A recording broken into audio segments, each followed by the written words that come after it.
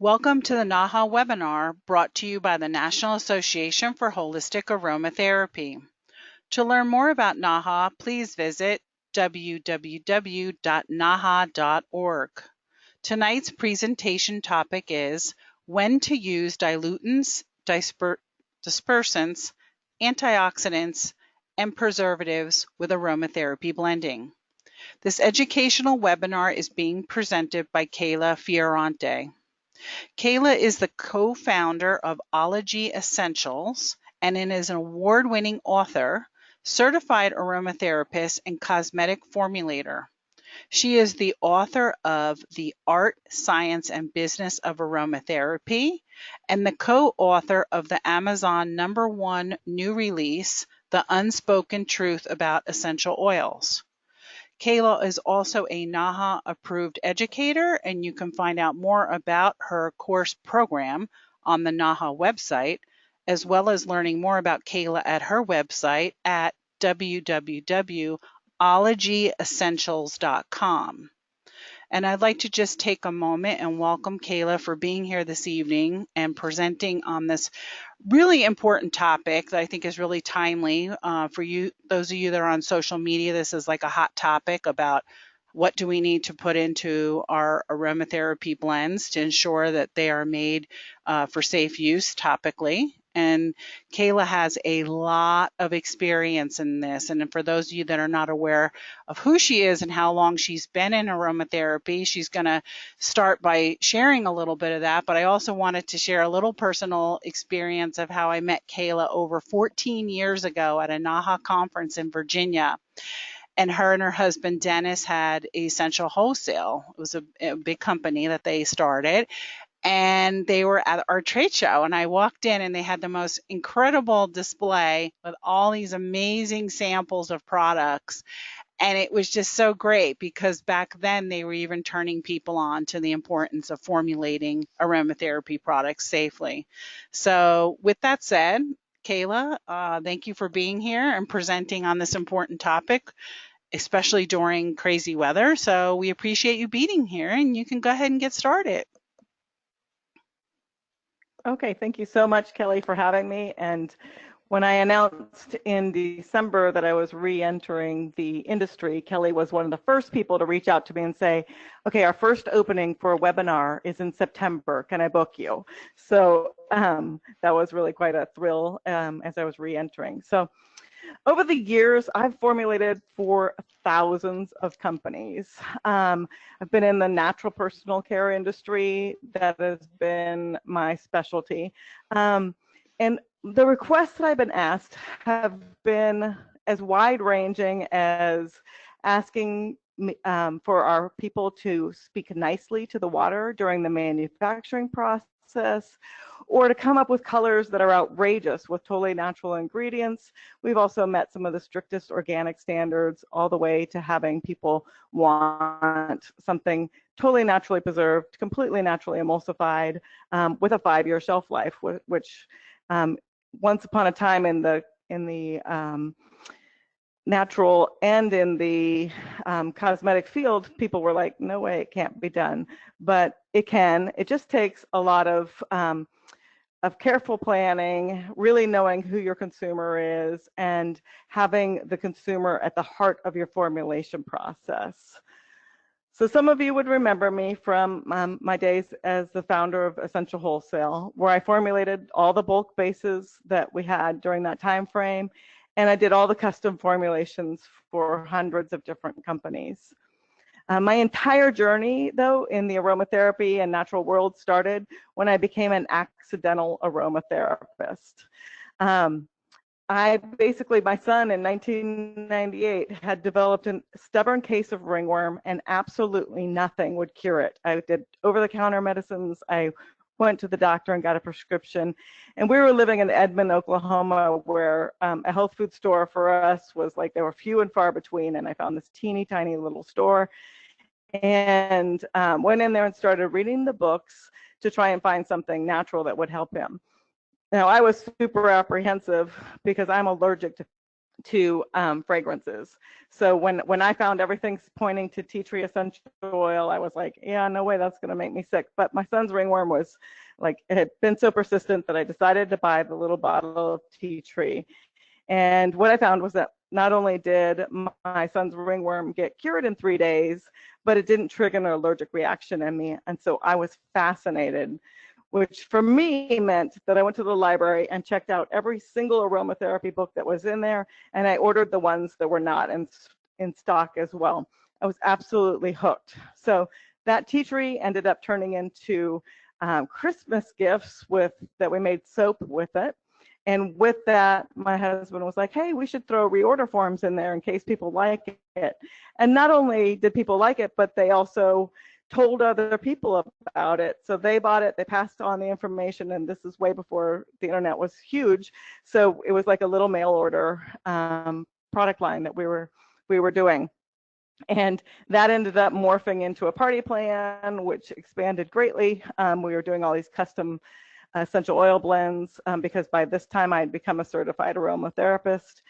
And we were like working around the clock. And around that time, Dennis was like, but it's really the bulk bases that that I had developed that were what people really wanted from us and made us different from everyone else. So my allergies had forced me to create bulk cosmetic bases that were different than what was on the market, because everything on the market caused an allergy in me. And so before this time, I basically could just wash my face with olive oil.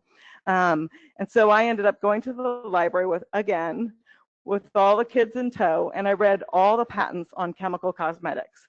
And reading the patents and understanding then how those cosmetic chemicals work gave me the foundation to figure out how to do it naturally and how to replace things.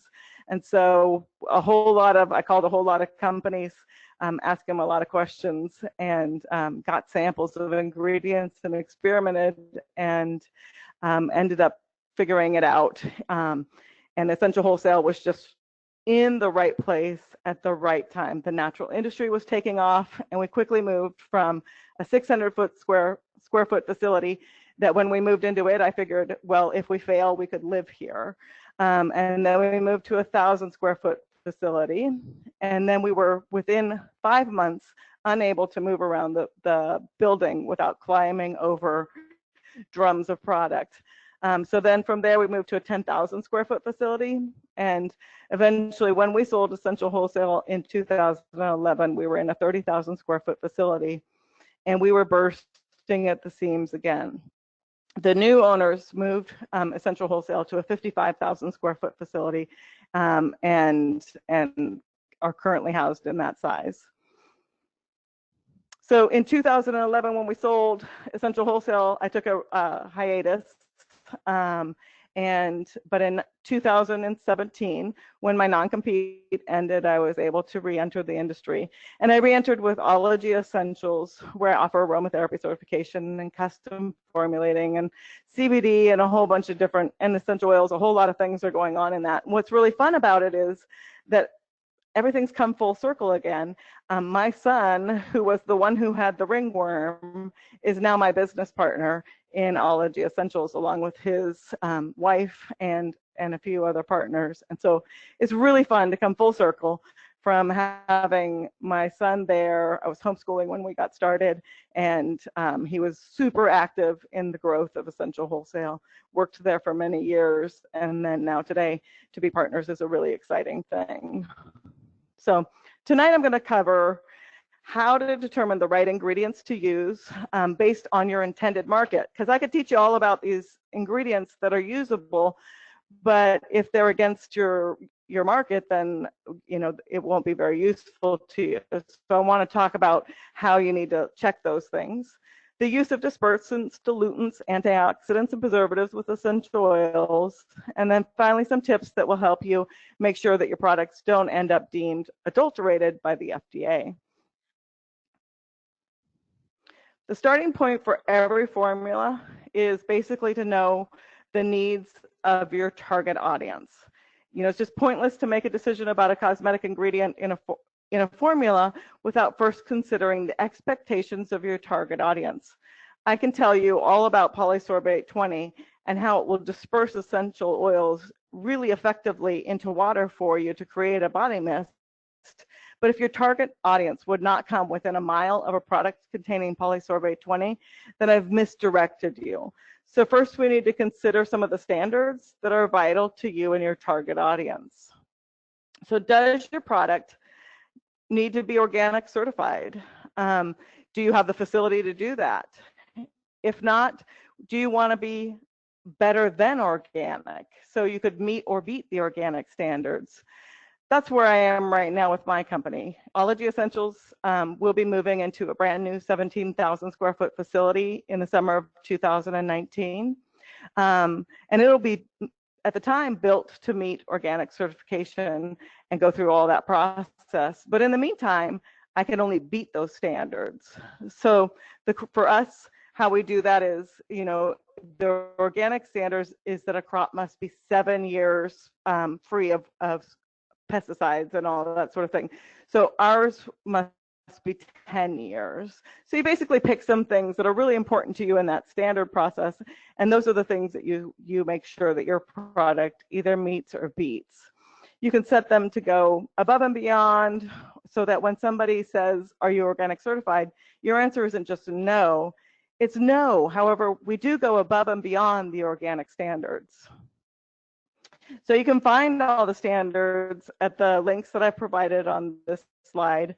And they're very strict, and all the way from the fields to manufacturing to keeping track of every detail. There is a lot of paperwork. It is an expensive process as well, but if that's your target audience, they would never buy anything that is not certified organic, then that's certainly a worthwhile thing to undertake. Now that's a whole topic in and of itself, so I'll move on from that. How about Whole Foods? Do you want your products to go into Whole Foods and meet their standards? That's going to mean that you have a limited number of emulsifiers and surfactants and preservatives that you can work with. So an emulsifier and a surfactant can both be used as dispersants for an essential oil. And an emulsifier disperses oil into water or water into oil. A surfactant changes the surface tension of the water and allows the ingredients to be dispersed.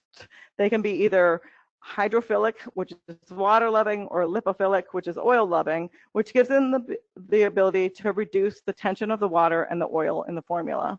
So they're commonly used in products that are designed to cleanse, like shampoo and shower gel, and they emulsify water into oil, like for lotions and creams.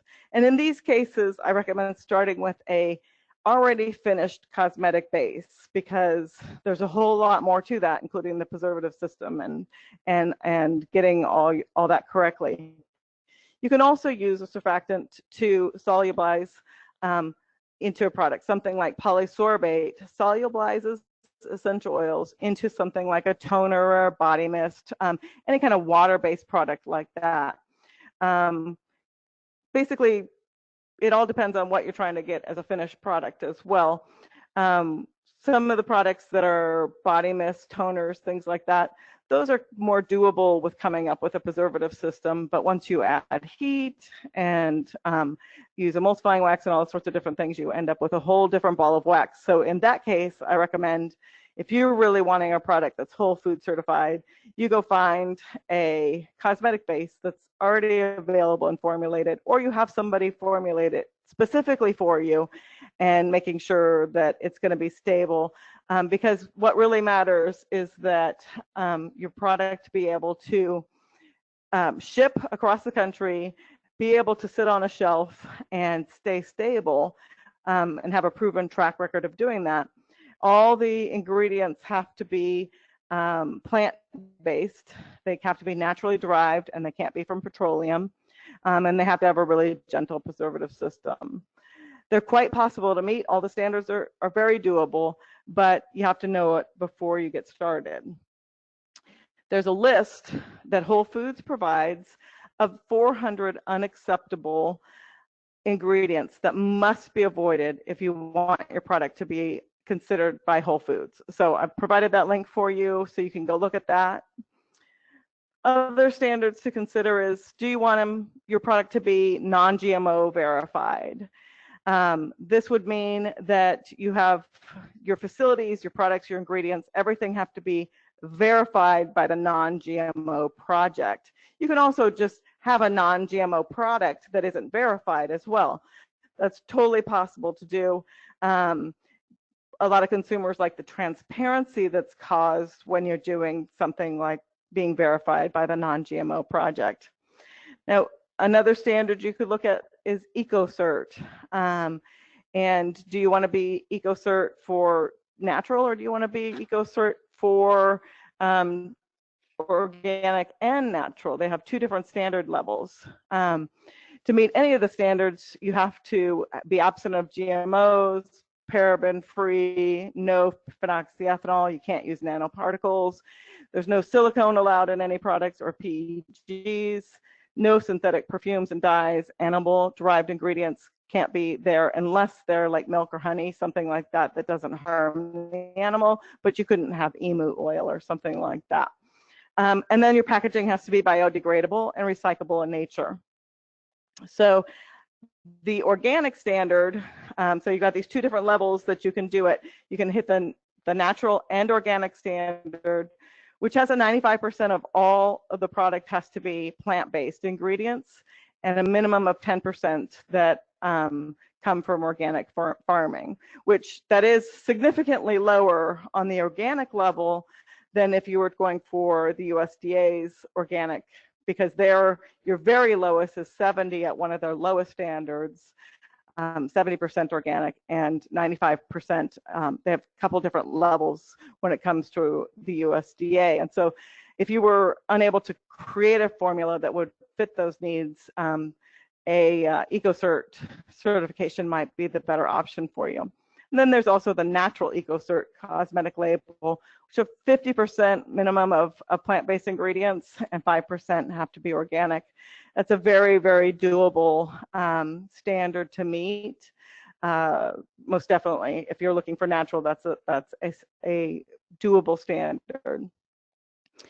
There's other things like, does the product need to be vegan? This might be something that's personally important to you. Cruelty-free, ingredients not tested on animals. There's so many options of standards that you could either be meeting or beating or getting those certifications. And before you start formulating your product, that's when you want to do that. You don't want to formulate your product and then realize that it can't meet any of the standards that were important to you or to your target audience. Or simply, do you just want a product that smells really good and works really great and has a great stable shelf life?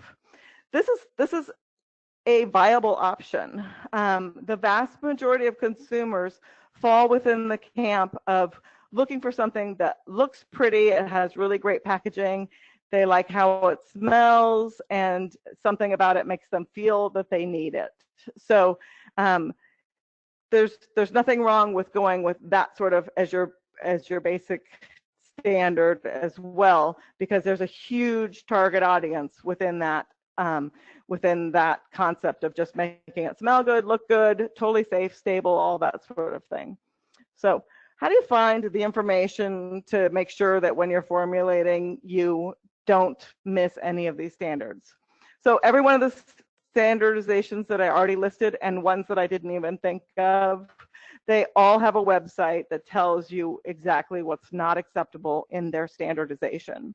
So, but also when you're looking at ingredients, most of those ingredients will have technical data sheets that are available from the supplier that are going to tell you exactly what they meet. I mean, they're going to be really excited that their product is EcoCert certified or one other, any other standard. I commonly see things saying whole food approved and things like that. So you can look for that when you're looking at the ingredients themselves. Now, consumers, they don't see all that kind of thing. They're normally, I mean, they might be on the standardization or pages, but a lot of them are turning to the Environmental Working Group's Skin Deep Guide. And that's where they're going to look and check out any ingredient in your product. So you'll want to look at that as you look at ingredients and consider what you want to use to emulsify or what you want to do to preserve. You want to look at that and make sure that the ones you're choosing are not going to have some blaring warning on Skin Deep that will make consumers who are conscious of that run from you. So it's always a worthwhile place to look, and time well spent before you even start manufacturing. So why do we need all of this anyway? As we all know, oil and water do not mix. And if you're adding essential oils to water-based products, or if you're going to add essential oils to a bath product, you have to have an effective dispersant. A dispersant is a substance that's able to maintain dispersed particles in suspension. So this means that something that like witch hazel or vinegar or maybe even vodka, which temporarily disperse an essential oil, they don't meet the definition of a dispersant because they're not being held in suspension. This is a really key concept. Even if the directions to your product say to shake well before using, and you're not using an effective dispersant, there's tiny particles of essential oil that are coming straight and undiluted onto the skin for the consumer, and you're putting yourself as a business at risk and your customers to sensitization and injuries. So ingredients that do not disperse essential oils into water, well, water, vinegar, witch hazel, vegetable glycerin, vodka, and other low-proof alcohols, cornstarch, baking soda, milk, salts, and Epsom salts. This means that if your bath salts are going to go into somebody's bathtub, they can't just be scented with essential oils. There has to be a carrier oil as well to protect the skin. Otherwise, as soon as those salts hit the water, the essential oils are going to be at the top of the bath water, and you risk burning your consumer. And I can't even tell you how many emails I get from that exact scenario. And in fact, myself, I one time, when I was really, really early in the industry, you know, I thought no big deal to put an essential oil drop, just one drop into a bathtub. Basically, I had rose and I could not get it out of the dropper for the life of me. There was one drop left in this dropper and the bottle was empty. And I was like, all right, I'm not losing this drop. So I throw the dropper into my tub to come back later and deal with. I kind of forgot about it, didn't add any carrier oil, and I ended up burning myself from head to toe with that one drop of rose essential oil, and learned my lesson very early on that. So what dispersants do work alone? So bubble bath or a surfactant-based product such as shampoo, shower gel, hand soap, Castile soap, those things all work alone to disperse into water. You can also use to disperse onto the body lotion or cream base or an xanthan gum, guar gum, konjac, or carbomer-based jelly. Now, one warning on making a jelly like that, while the essential oil is dispersed in there, if it's a really hot essential oil or something that really could use more than just water, like needs more than just being diluted, I highly recommend you add a little oil as well, because otherwise on those sorts of products, it can feel almost like you're putting it on undiluted, because basically you're just dispersing it over a larger portion of your body. And some of you might be concerned that I'm missing something in my list, but hang tight, I'll get to them when I get to dilutants. Ingredients that work to disperse essential oils into water are polysorbate 20 and polysorbate 80. There's also polysorbate 60, but it doesn't work alone. So both of those can work alone to make like a body mist or a toner or any sort of water-based product. There's also soluble, or you can use a starch ingredient such as Natrasorb to disperse an essential oil into like a spray, that sort of product. If you're making a bug spray or a body mist that's for scent or anything like that, those would be the ingredients that do that really effectively into water. These products created an emulsion between the oil and the essential oils without the use of heat, and thus they're dispersing the essential oils throughout the water product.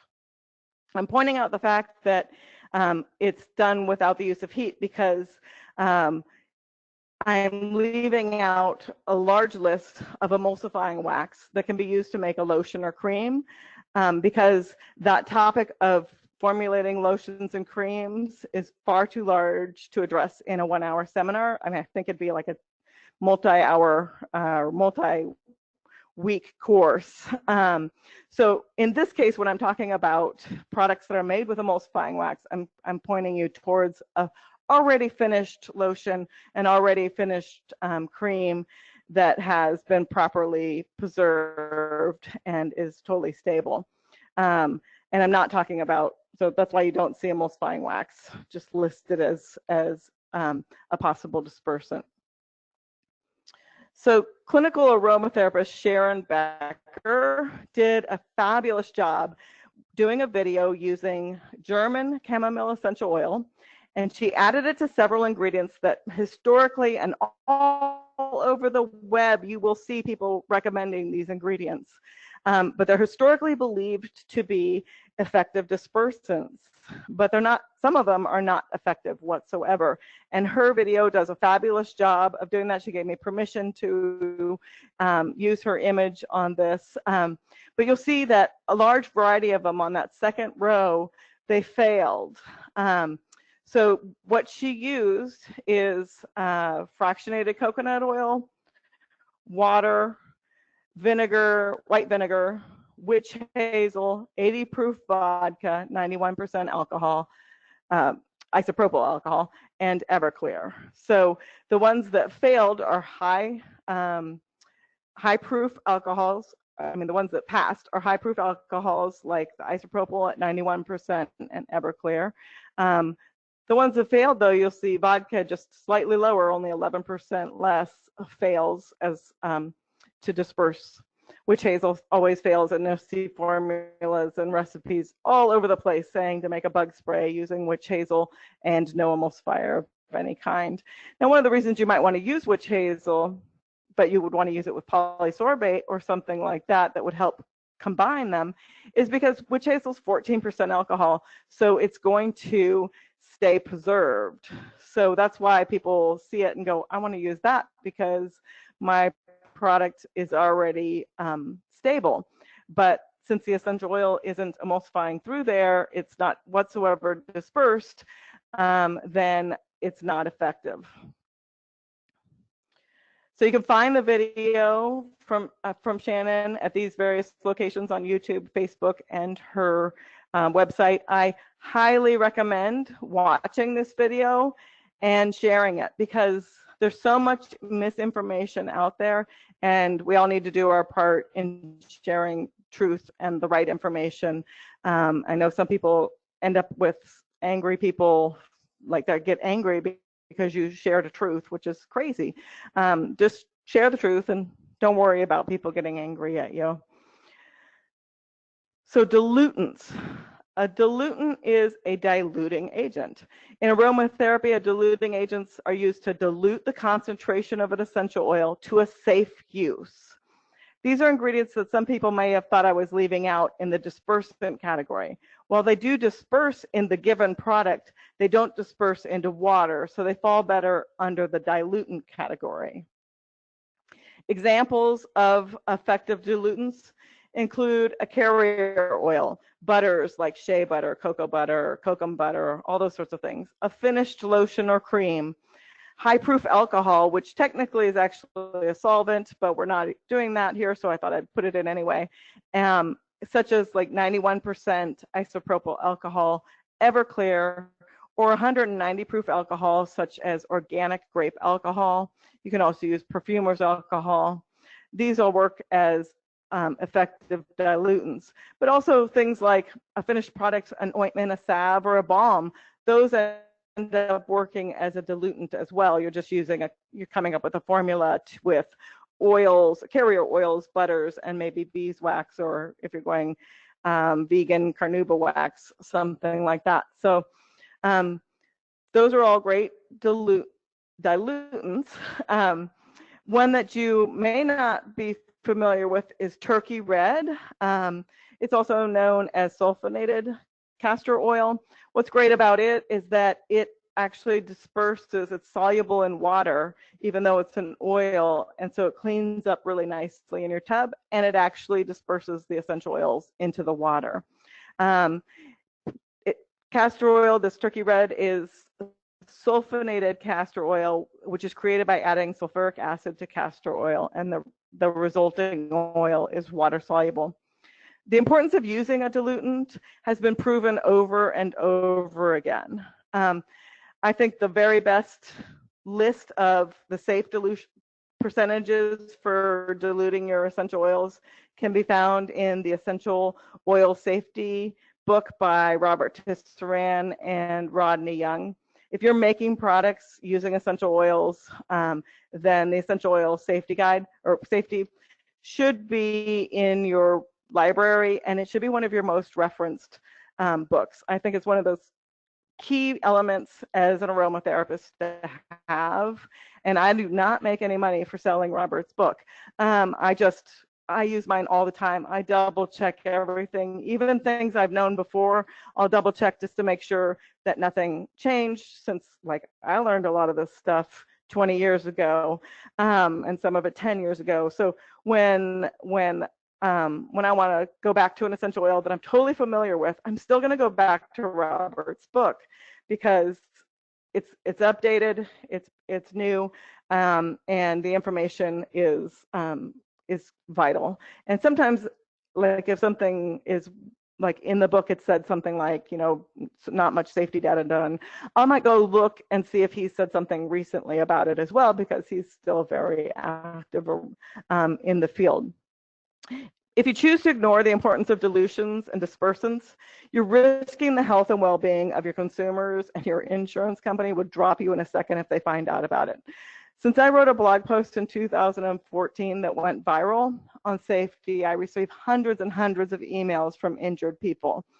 The basic safety recommendations, just the most basic ones, if they were being used, 99.9% of those emails never would have come to me. And those have even increased even more since I published the book, The Unspoken Truth About Essential Oils, with my co-author, Stacy.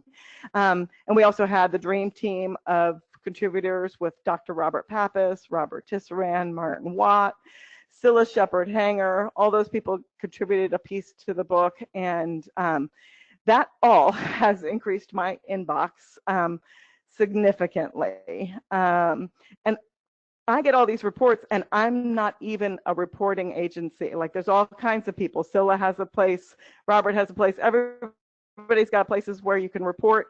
And I'll get all these emails and then tell them to go report, and only a handful of them end up on that list because people are embarrassed that they followed the advice of somebody who wasn't informed enough, and they hurt themselves. So just make sure in your business you are completely the opposite of that. You always look at the safety of your consumer above all things, and even if it's unpopular, you use a dilutant.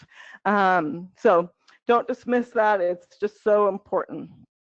Let's move on to antioxidants. So antioxidants, those, I couldn't find a picture that was really great other than these vitamin E pills. You're not going to buy all these little pills and puncture them and get it all out, I promise. It's available in liquid form. But on a side note, I burned my face really badly as a child, and my dad was always into finding natural solutions for things, and we lived overseas where we had the opportunity to have all kinds of different things that we were able to use. But anyway, when I burned my face, my dad had read that vitamin E and chamomile tea were going to be the cure to my face. And he faithfully, every single night, would pop a vitamin E pill, put it all over my face. Before that, I would have my chamomile tea bag sitting on my face. And if you see me today, you'll know I don't have a single scar from it, and was very significantly burned, and was told that I would have scars. So antioxidants not only work for the product, they work wonders for the consumer as well. So don't be afraid to use antioxidants, because they're going to be great for not only the oils that the product is carried in, but also they're going to be fabulous for the consumer. But they're going to extend the shelf life, helping your product not go rancid. So say you're making a massage oil and you want it to have a long shelf life. You can't just use soybean oil and hemp oil and all these short shelf life essential or carrier oils without putting a antioxidant in there to keep your product stable. So any oil soluble one like rosemary oleoresin and vitamin E, those are going to work really great when you're using an oil. If you're using water, then there's water soluble ones like citric acid. But those citric acid and things like that won't help with your oils and butters. If you want to use an antioxidant in your product, if you don't want to, then you can choose carrier oils that naturally have high antioxidants or have really high shelf lives. Examples of that are jojoba oil, fractionated coconut oil, metafoam oil, and castor oil. All those have a 5-year or more shelf life. They don't require any additional antioxidants to extend the shelf life. So if you're using antioxidant in that, then you're using them solely for the consumer's good. Oils that have especially short shelf lives and are prone to going rancid, those include things like hemp oil, soybean oil, rosehip oil, blackberry seed oil, borage oil, and evening primrose oil. Now, hemp oil being on there is really sad to me because I am in the hemp industry.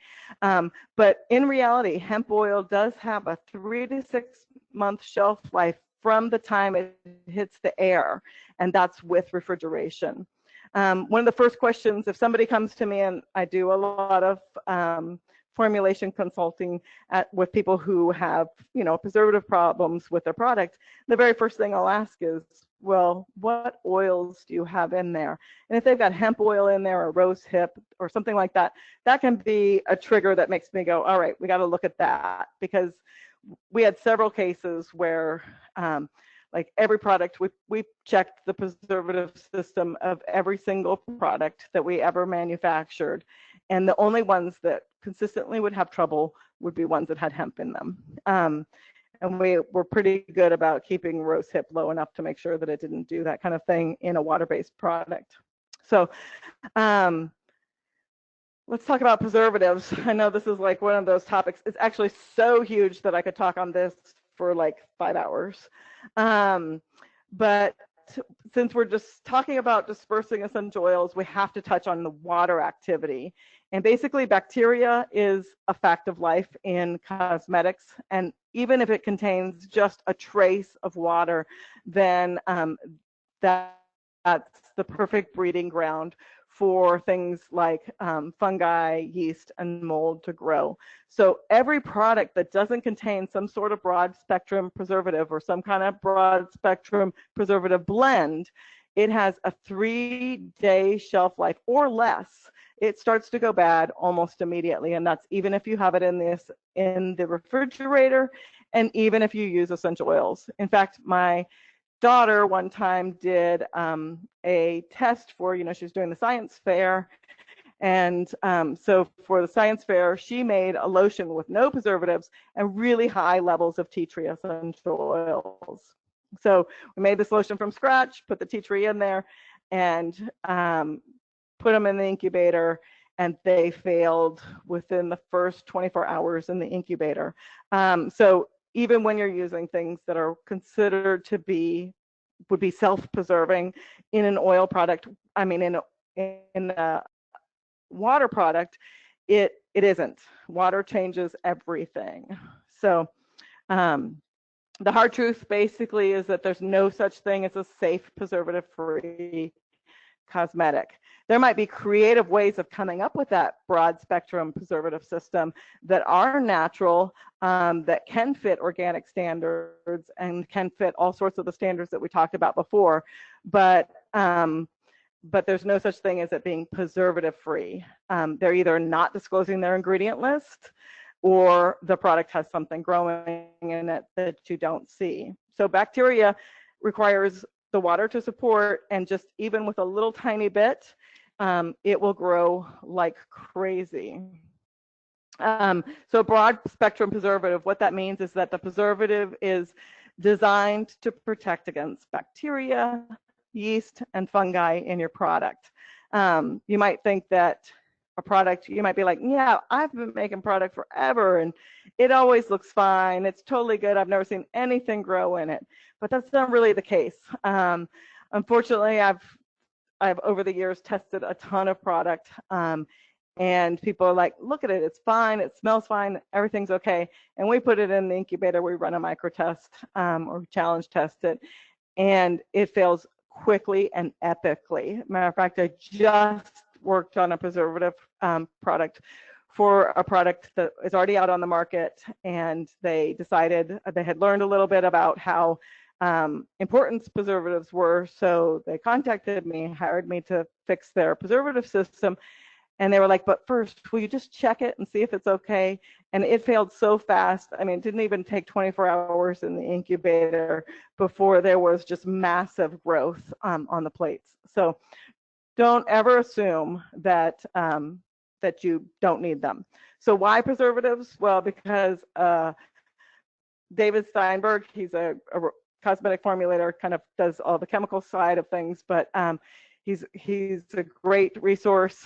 He says, remember, preservatives are safer than bacteria, and this is so true. In fact, I did have a employee in the very beginning who came to us to work because she loved making her own stuff, and she had been making all her own stuff, and she gave herself a staph infection, and she ended up with a significant scar, took a whole lot of medicine, and it was from the products that she was making herself. So it's super important. Now also know that your insurance company, if they find out that you have an unpreserved product on the market, they will drop you so fast. They require that you have your products stable and preserved. The FDA also requires that a product not become injurious, contain filth, and may not contain a pathogen. If it doesn't have a preservative, then it's going to contain all of those problems. So an incorrectly preserved product containing water is a breeding ground for fungi, yeast, and molds. And even if you don't see them, they're there. So there's a couple of preservative tips that I'm going to hit on here. And again, preservatives is a multi-day process. I mean, to teach this would be huge, but I'll talk to you about a couple things that make a difference when you're formulating. The pH of the product has to match the optimal pH for the preservative system. That's probably the number one thing I find wrong with people's preservative system, is that they're using a preservative system that has a 3 to 6 pH range that is perfect for it, but they have not checked the pH.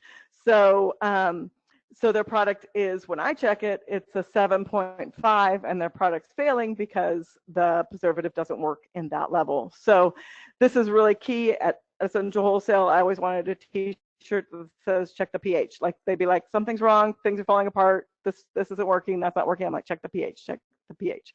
Number one thing I was always saying. So you also should use good manufacturing practices. I go into that in great detail in my book, The Art, Science, and Business of Aromatherapy, and give you some ideas on how to do that.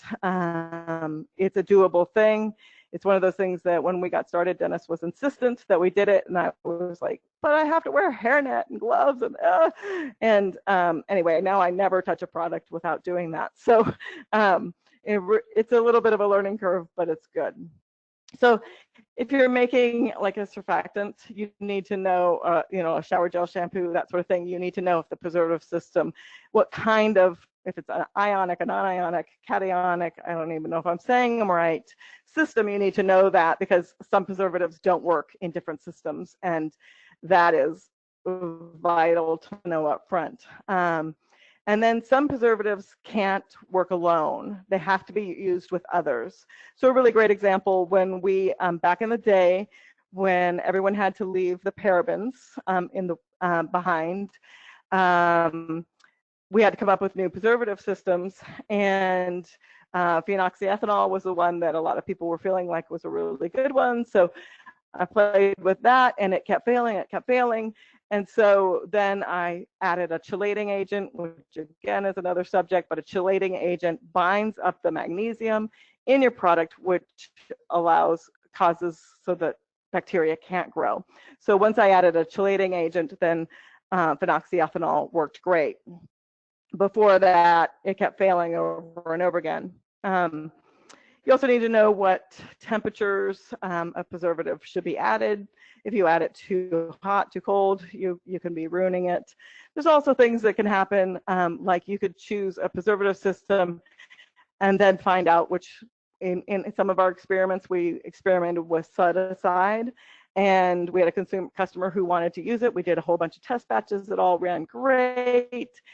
And then we put it in her actual packaging, which was different than what we were doing the tests in.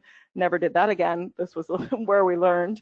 And set aside, and the essential oil she was using, which was Litsea, they reacted and created a dark brown product. So you have to kind of test those things as well when you're making products, because different things can affect each other. So a few preservative options that are out there that are known to be broad spectrum, but sometimes they need to be used with friends. Those would be Germol, Germavin 2, Germol Plus, Optifin and Optifin Plus, phenoxyethanol, set-aside A, phenonip, organic alcohol. There's a huge long list of different ones. But the key here is that even if you read all the material from the supplier, you can't just decide to follow the directions, make sure the pH is right, do all that kind of stuff, and then assume that it's working. You absolutely have to have it micro-tested. You need to work with a lab or somebody, or have your own incubator. You have to work with somebody to make sure that your product is actually stable. In fact, a brand new preservative came out when I was at a trade show in the summer, and I bought the preservative system, and I came home and I followed the directions exactly like they said, and they were saying this is the end all be all of natural, broad spectrum, works on everything. I followed the directions exactly, and when I micro tested it, failed within 6 hours. And I run a micro test for 78 hours or 72 hours. So a 6-hour failure is a epically bad preservative system. So never just assume that. You need to work with somebody, have your own incubator, do micro testing one way or another. Finally, I'd like to talk about some tips about manufacturing that are going to help you keep your preservative system stable, keep your emulsified product stable. Everything needs to be stable based on how you manufacture. One of the most important things is using the right equipment. So to avoid cross-contamination, you need to use things that are dedicated to the manufacturing process and are non-porous. So using something like stainless steel is going to be better than using a plastic bowl. You want to use something like Pyrex or glass beakers. I love my glass beakers.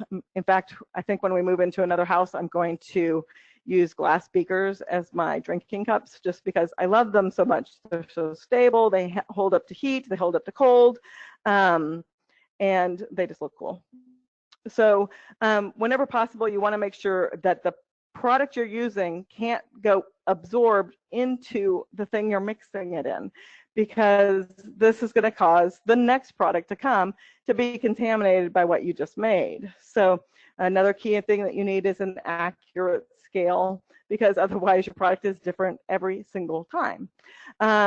You need to use, this was the part I hated, gloves, hairnets, goggles, face masks, all those sorts of things, wearing a lab coat or aprons, especially if you're manufacturing in the home. It is, in most places, it is perfectly fine to work in a dedicated part of your home, but that needs to be dedicated, and it's really smart to have aprons or a lab coat, because, I mean, like me, if I'm working from home, then I got cats and critters all galore, and I don't want the cat fur that's on my clothes to end up in the product. So keeping a lab coat that you keep dedicated, hanging up and away from the cats, then can keep your product from being contaminated. And I can't stress the cleaning and cleaning and cleaning and cleaning process. I clean everything with denatured alcohol. I clean the beaker I'm using, I clean the pot I'm using, I clean the counter I'm working on, I clean the scale I'm using. Everything gets cleaned over and over again. The spoon that went in, which is also stainless steel because I don't want to cross-contaminate, it all gets cleaned before it's used, it gets cleaned after it's used, and then when I go to use it again, I clean it again. And I'm not cleaning it with water because water is the food for bacteria. I'm cleaning it with denatured alcohol. Now, the other really key thing that you have is the right packaging for your product. Now, this could be so vital because we can talk till I'm blue in the face about a preservative system. But if your product is being exposed to water, like moisture from the air because it's not sealed well enough, if it's got a lot of headroom, so there's air that's exposing it, especially with essential oils, that's degrading the product. You really need to look at your packaging, and especially when you're using essential oils, to make sure that it's going to work best with it. So if you've got a product with essential oils, you're going to want to use something like glass, aluminum, or PET plastic. Now, the kind of plastic, you can find that on the bottom of the bottle. It's also going to be, when you're buying the packaging, it's going to be listed. But you're going to want to avoid HDPE because essential oils can really eat into that. So you want your product, you can use a clear bottle, but it should have a UV coating on it so that light isn't affecting it. This is really key, especially with essential oils, as some things like lemongrass can make your product go brown if you've got it in a clear packaging with no UV coating on it. You all of a sudden, you've got your product, you've made it into stores, and all of a sudden that perfect amount of light hits the product, and now this beautiful product is brown. We've also had products that turned pink because of the preservative system, the combination of light, the just perfect chemistry of everything, causing a product to go pink on the shelf. So your packaging is crazy vital. If you're going to go with something that's got an organic preservative system, or really like this is a preservative system that works, but it needs to protect the product at all means from air and light, is you need to look at an airless pump. This extends the shelf life of our product because air is never coming into the product. Basically, it's just airless. A lot of times the base of the inside the product moves up as the product moves up. There's several different methods of it, but this is a very worthwhile thing to invest in. Sometimes people will look at packaging and be like, oh my gosh, the packaging is more expensive than the product inside of it. But the packaging can make or break the product inside of it. So things that you want to look at is limiting the exposure to air, the headspace in your product. These can make a big difference. And of course, light. Clear bottles are going to cause a problem. Amber bottles will always be fine. And basically making sure that from the very beginning of your product concept all the way to the very end, you're keeping your consumer in mind. You're making sure that the product looks great and the product's stable and it's going to be safe for the consumer and it meets the needs of what they want as a consumer. So one time, and some of you may have followed us during this time, we had moved out of one of our buildings and moved into the 10,000 square feet, and we still had a lease on the other building. So we thought, hey, it'd be a great idea to open a spa because, hey, we make all these great products. And so we created a brand called Bondager. And our whole idea of it is, everything's from nature. It was organically preserved. It was the highest premium of all ingredients. And for some reason, in the stress of running the two businesses, we chose to use purple packaging with shiny foil labels. which looked really cool and would have been awesome to sell to teenagers. But our target audience were people who shopped at Whole Foods. Our target audience was a really natural, organic look, and people would be looking for a product in amber and probably glass, maybe airless pumps or that sort of thing. But no, we decided to go with purple. And there's just sometimes you make a business decision and later you're like, what was I thinking? We do like color purple, but it isn't. That's not how you should base your product on. So basically, when you're choosing your product, it should match, or your packaging, it should totally match what you put inside of it and all the thought you put in before it and all the training that you've had to get to where you are today. That should all be reflected in your packaging, because you're a trained aromatherapist, so you know better than to sell a product that's undiluted. And all that training also makes you know that you should protect it from air and light. So basically, all that packaging and all your marketing all comes together to reflect not only all the care that you put into the product and choosing the right ingredients, but also all the care you've put into training to be an aromatherapist. A lot of you have a whole lot more training than just aromatherapy. And your packaging should reflect that and tell consumers that that you know what you're doing. So that is my presentation for tonight, and I just so appreciate you guys having me. It was a whole lot of information. I hope I didn't talk too fast, but that's where I will leave it from now. Wow. You can find me. It was just so great. Now tell us how we can find you, because everybody's typing in, how do I get this information? So tell them how to find you. Yeah, ologyessentials.com and ologyessentialsinstitute.com. It's just a little technicality because we sell hemp CBD on one of them, and so we had to separate them as a technicality. But and then you can find me at Kayla Fioravanti. I have a personal page and I have a author page. And then Ology Essentials, my daughter-in-law does a fabulous job on both the Ology Essentials on Facebook and Ology Essentials on Instagram. Wow. I'm blown away.